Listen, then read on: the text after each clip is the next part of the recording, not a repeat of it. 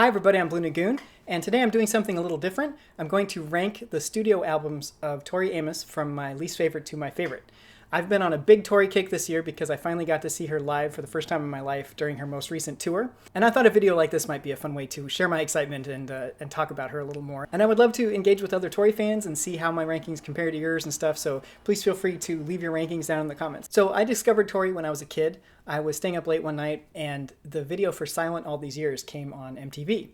And I was just transfixed. You know, most of the music that I'd listened to up to that point was spoon-fed to me by like Top 40 radio and MTV countdowns and stuff.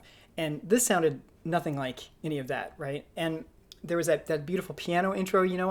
As a young piano student, I was really excited that somebody was using piano as their primary instrument.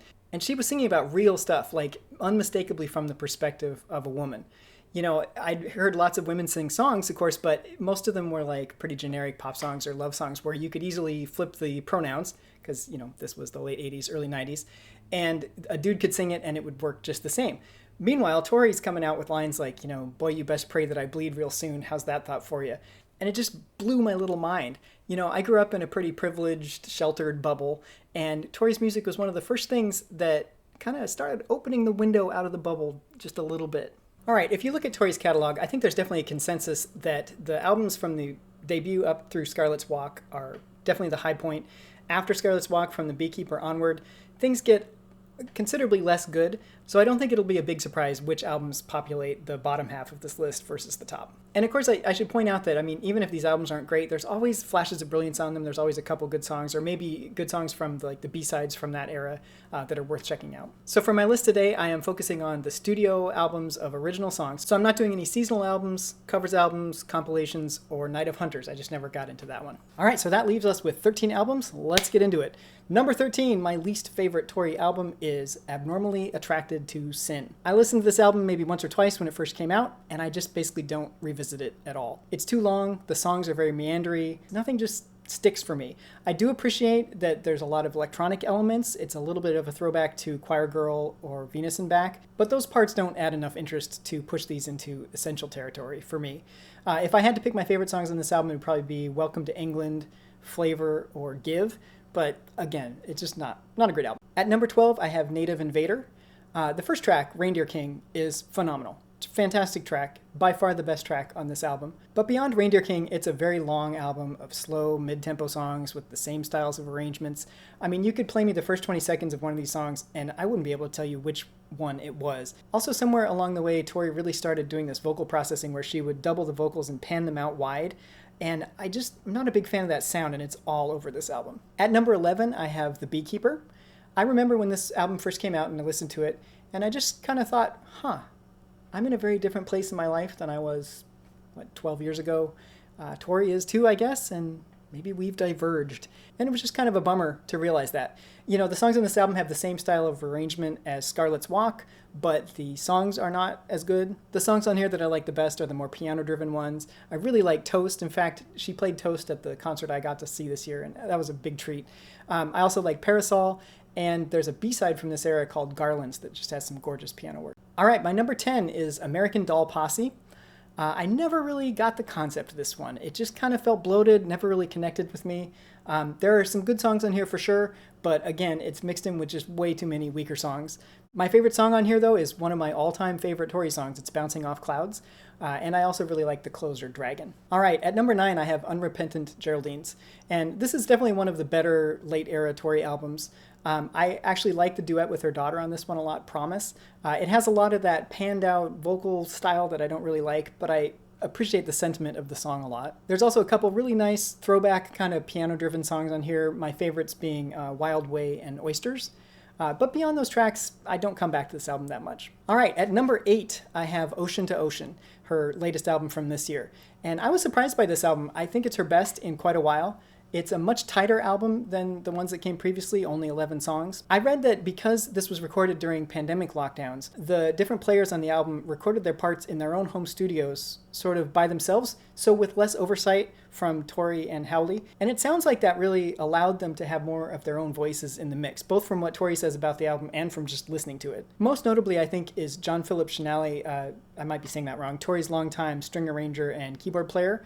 And here he adds a lot of cool elements to the songs, seemingly more so than on other albums. And again, I think the freedom of recording separately really gave this album a bit of a creative boost. It's still not a perfect record. The piano is mixed too low for my taste. The songs still go on a bit long in places, but it's fresher than she's sounded in a long time. My favorite songs on this album are Speaking with Trees. I really like the coda at the end with the background vocals. Swim to New York State is really pretty. Metal, Water, Wood. All right, at number 7, I have Scarlet's Walk. And here's where the album length really started to become an Achilles heel. There's a lot to love here, but things start to feel just a little stretched out. The adult contemporary arrangements and production, it doesn't help.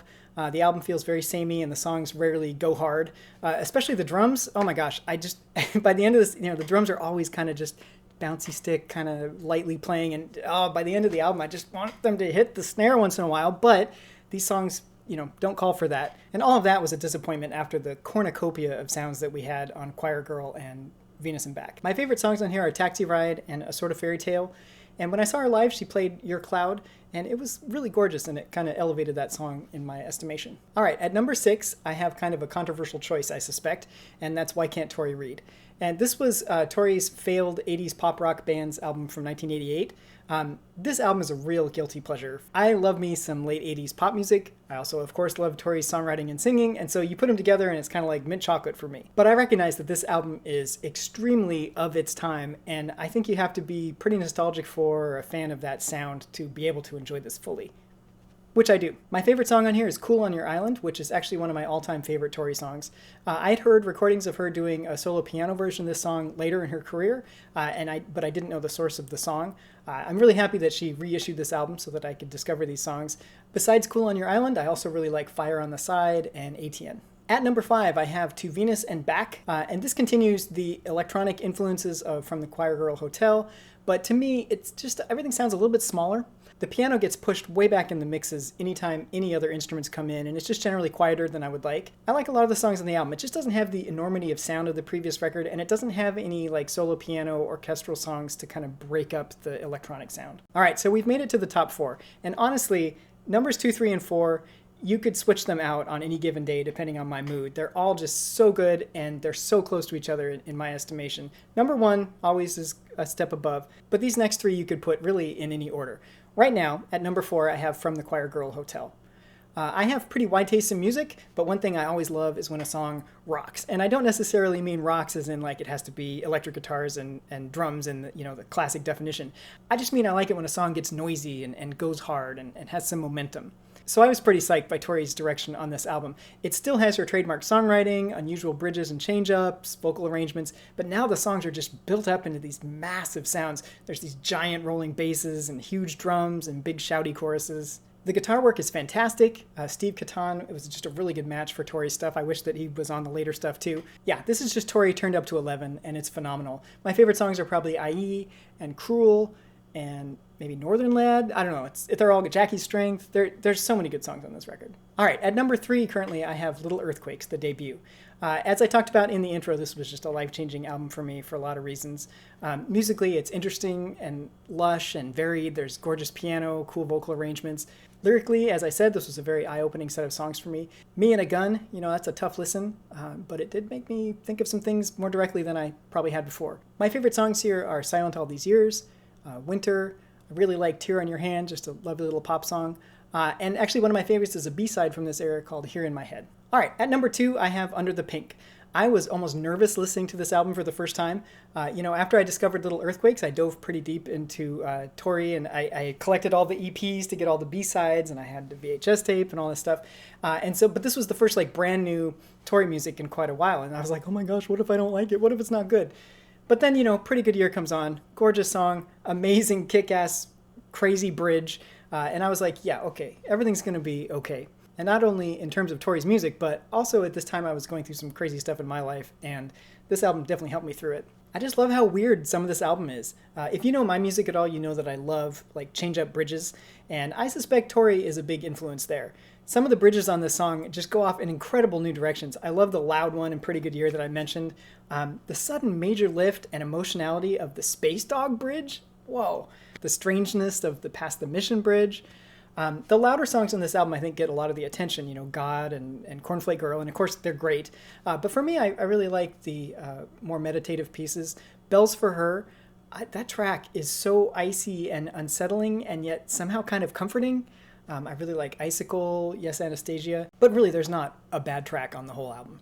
All right, my number one is, of course, Boys for Pele. I consider this album an absolute masterpiece.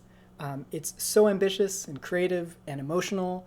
Tori just reaches in so many directions and just firmly grasps everywhere she goes. It's her first self-produced album, and as good as the first two were, this one feels like she's just had her restraints taken off and she is just going for it. It's a very long album, but here, that's not a downside. There is no filler. It's all just incredible journey after incredible journey. And what's even more mind-boggling is if you consider that there's a ton of B-sides from this era that are some of her best work, and then you realize that some of the best B-sides from like the next few albums, they all came from the Boys for Pele era. I think I read that she wrote something like 35 songs during this time, and they're all so good. Lyrically, this album really continued to push open that window out of my bubble. If I had to pick a favorite track here, it would probably be Father Lucifer. That bridge where the vocal lines are intertwining and overlapping, and there's that trumpet lick that comes out of nowhere, that is just an absolutely transcendent musical moment. I also really like Horses, Putting the Damage On. I also really like Cooling, Frog on My Toe, and a bunch of other B-sides from this era. All right, everybody, that's my ranking. Thanks for listening and let me nerd out about one of my favorite all-time artists a little bit. I'd be really curious to know if your rankings are anywhere near mine, especially the placement of Why Can't Tori Read? So leave those in the comments below. Feel free also to subscribe to the channel. You know, I'm doing my best to make up for the utter lack of middle-aged white guys nerding out about music channels on YouTube. You know, doing what I can. Thanks for watching, everybody.